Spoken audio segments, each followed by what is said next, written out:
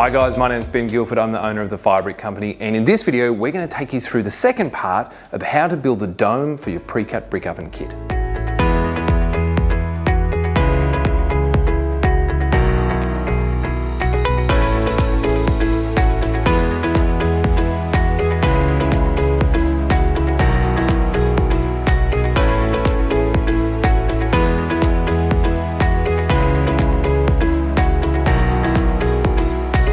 Okay, so rather than starting our next row at our L1 or our R1, we're actually going to start at the back.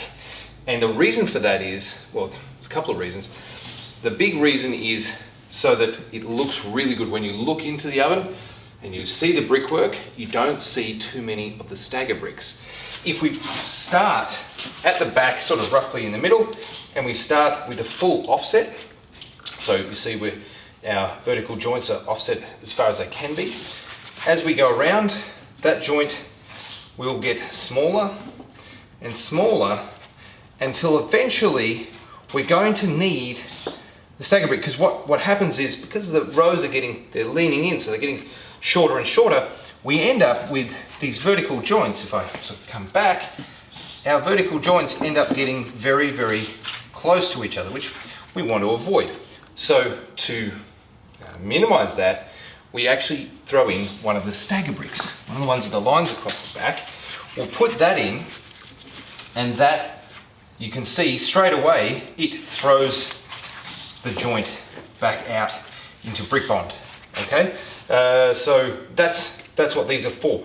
But I don't really like seeing them, so if we start laying at the back, we'll end up using full bricks all the way around till we get maybe around somewhere around here, and then we might need to use a stagger brick, but we'll never see those because they're tucked in around the corners. So from now on, we'll be laying our courses starting at the back in the middle and working back around. So the process of laying the rows after the first row is a little different because we no longer have a big fat joint. You see, we're now basically brick on brick. So instead of doing a wedge of mortar at the front, we do a wedge to the back. Okay, and then a little bit on the inside. Get our brick, pop it in the trammel. Make sure you put it centered in the trammel. Try not to put it too far to the right or left. Bring it in, and we rub it, just wiggle it until you hear it rubbing on the brick underneath, and then you know you're down as far as you can. A little tap to set it, and we can do the next one.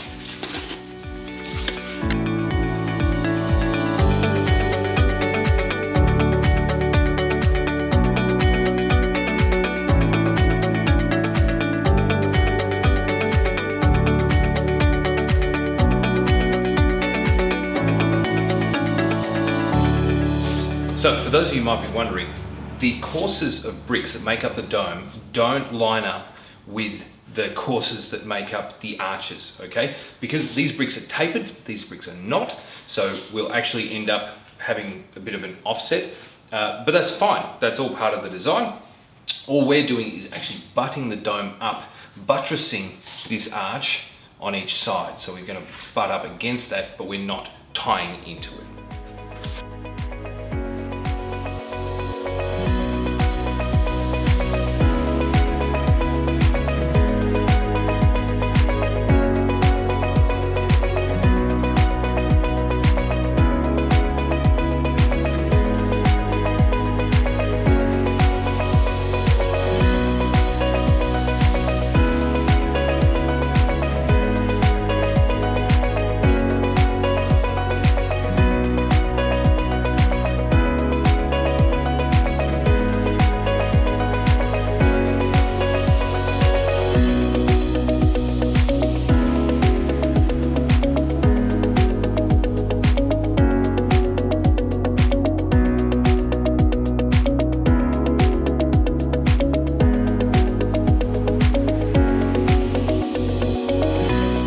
Now you'll notice, particularly when you're backfilling, that you're going to have a lot of stuff that sort of falls out.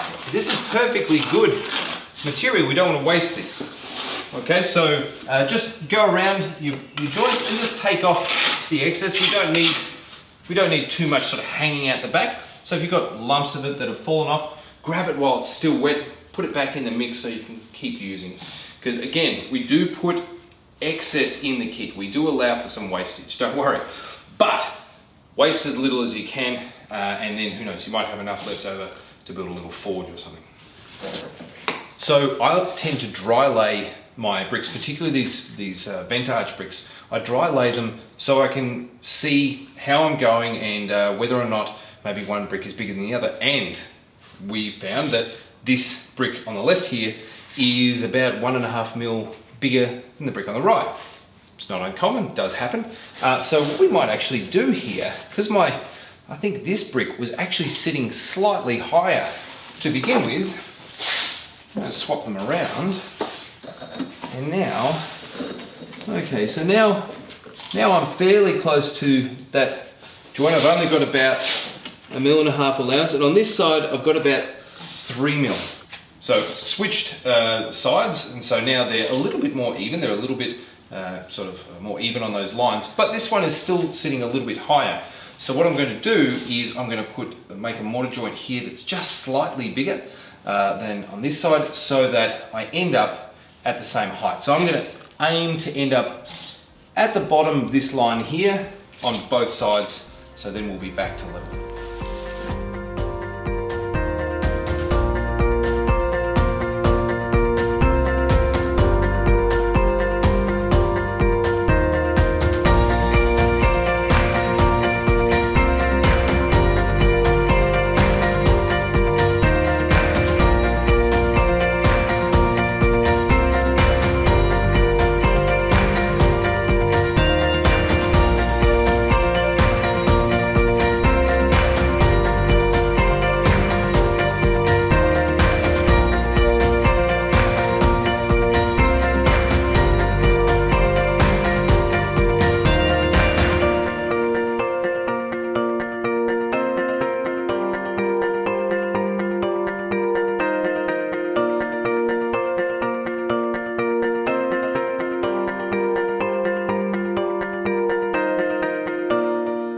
So another way you can actually check if you've laid these bricks well is just by cleaning it up and then having a look at the joint and seeing, or is it a bit tighter at the front than it is at the back? And I'd say, yeah, this one is a little bit, it's looking a little bit tighter here than there. So I can just give it a little tap and then clean it up again and have another look. Oh, that's looking a bit better, maybe a couple more. Right, and we're getting somewhere.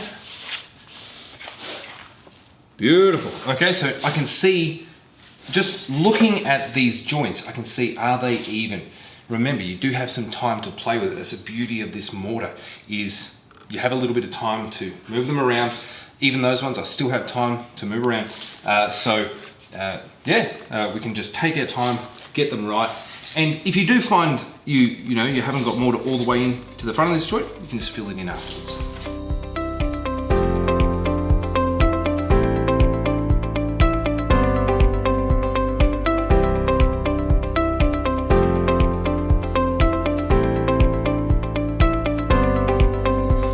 All right, so we're going to lay course number 3. Now you'll notice I tend to lay like the L and the R brick, and then I do a ring behind that. You can do the L and the R and then do these front bricks and then do the course. It's kind of up to you, just personal preference. So for this one, I'm going to lay L3 and R3, and I'm going to lay the bricks that make up the vent arch. And these are a little different, and that's very deliberate. So if we look at the right hand side, we've got R3. This is going to go here. All right. Then we have this brick. Now this brick is what we call our vent interlock brick. And the idea of this is it's got a 45-degree sort of chamfer here, and that is going to line up with R3 behind it. Okay, so it actually keys this vent arch into the column behind it, which makes this vent incredibly strong. All right, now without that, if we just kept going straight up, the only thing really connecting these two columns would be this mortar in between. And we want a brick bond. And so that's what we're achieving here with these bricks. Now, these vent interlock bricks look quite similar to the entry arch bricks. Okay, they have sort of a similar profile. However, the entry arch brick has a much smaller return on it, and more importantly, it's a tapered brick, so it's wider at the top than the bottom, and that's what we're going to be using to go over this arch. All right, so please don't get those confused, because if you do try to use this as the interlock, it won't really line up properly, and you'll see that it's sitting on an angle, and you'll figure out pretty quickly what you've done wrong. So don't use the entry arch bricks for that. We want to use our vent interlock brick, so that's going to go here. Again, I like to set it all up dry first, so I can plan everything out. And then we've got our H brick, and that is going to go here. All right, and so that makes up the gap. So we can set our gaps. Now again, I'm actually deliberately creating a slightly larger gap here because this column, we brought this column forward a tiny bit, and so I'll have a slightly larger gap in here. It's not an issue, and that's looking really good. So I can see here I'm going to go for about a 4mm joint or so here. I might bring this forward a little bit, about 4 or 5 millimeters in that gap. But then on this side, I'm going to go with a slightly larger gap because I brought this column forward.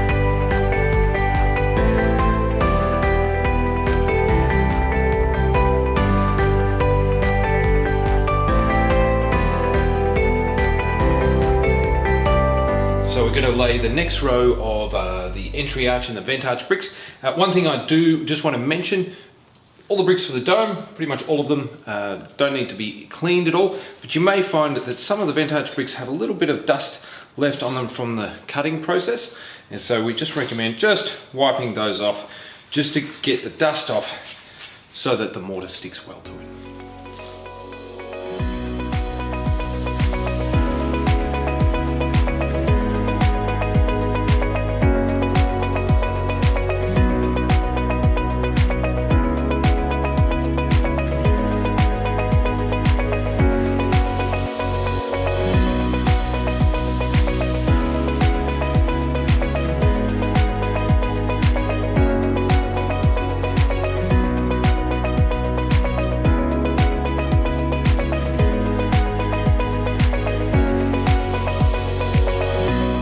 We're going to lay the last row of the vent arch and the entry arch before we do our next row of bricks. So that will bring us all the way up so that we're ready to actually lay the arches over the top. Check the written instructions because in the written instructions we tell you the exact order to do everything, which bricks to identify and lay. So make sure you're using not just these videos but the written instructions as well. just important with these arches that we end up with this little corner lined up with this corner here. Like earlier on I said, you know, you don't have to line up perfectly with these lines. Sometimes it can be quite challenging to do that. So you may find you get to this point and this brick is, you know, is sitting up a bit higher. So what you can do is just raise this formwork with some packers, right? Keep it even, make sure it's not tilting forward or backward, just bring it up the same on each side until this corner here lines up with this corner at the top here. So when you're laying your entry arch bricks, just make sure you clean off that inside face so that it doesn't get in the way of your formwork. So that can make life really difficult.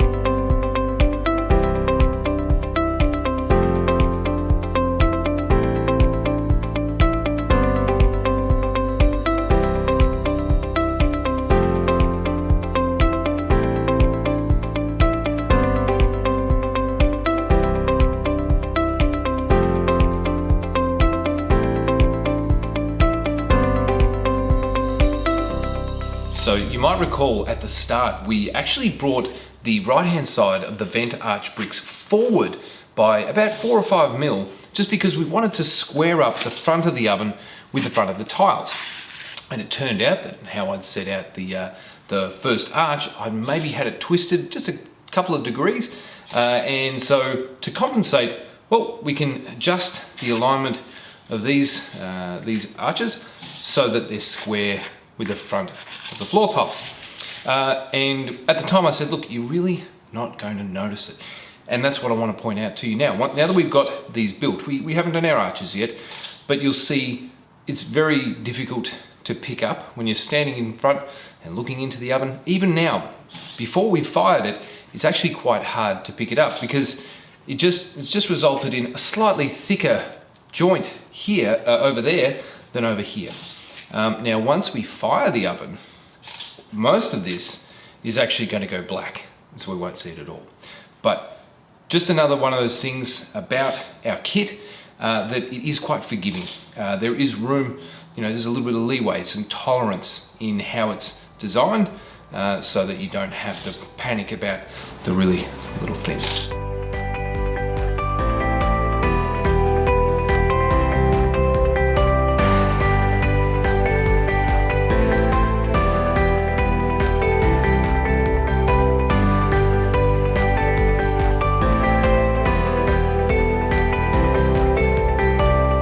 Okay, so in our great busyness of yesterday we went hard and we did an awful lot of building, and I think we finished at about 10 p.m. And by that stage I'm not thinking as clearly as maybe I am earlier in the day, and one of the things I forgot was to show you guys how we can install an optional gauge through the wall of the oven.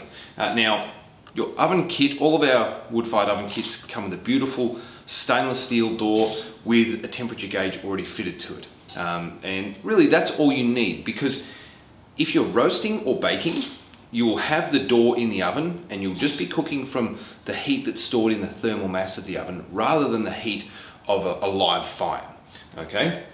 However, if you take the door out of the oven, that temperature gauge isn't going to give you a reading anymore. And so we found a lot of customers were saying, look, we'd love to put an additional gauge in the wall so we can see what the temperature is all the time. And so that's what we're offering. We've got these beautiful stainless steel gauges. They go up to 550 degrees Celsius or 1000 degrees Fahrenheit.